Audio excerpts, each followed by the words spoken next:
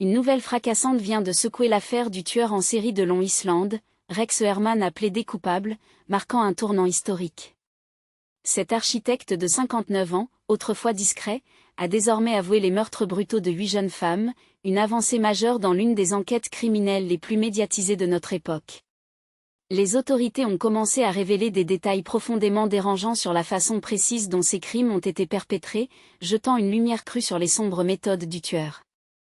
Pendant plus d'une décennie, l'identité du redoutable tueur de Long Island est restée un mystère glaçant, une ombre qui planait constamment sur toute la région de New York.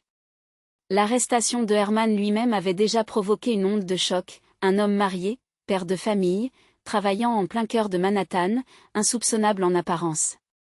Son plaidoyer de culpabilité représente une conclusion inespérée pour les familles des victimes, qui attendaient depuis trop longtemps des réponses et l'espoir d'une justice enfin rendue. Les preuves accumulées par les enquêteurs étaient accablantes, des correspondances ADN cruciales, des données de téléphonie mobile traçant ses déplacements, et des témoignages décisifs qui ont scellé son destin criminel. Ce revirement spectaculaire intervient juste avant le début de son procès, évitant ainsi des années de procédures judiciaires potentiellement éprouvantes et coûteuses pour toutes les parties impliquées. Dans un développement parallèle et pour le moins surprenant, il a été rapporté que l'épouse de Rex Heuermann, Azael Rue, est désormais au centre d'une série documentaire explorant sa vie et ses défis après l'arrestation de son mari.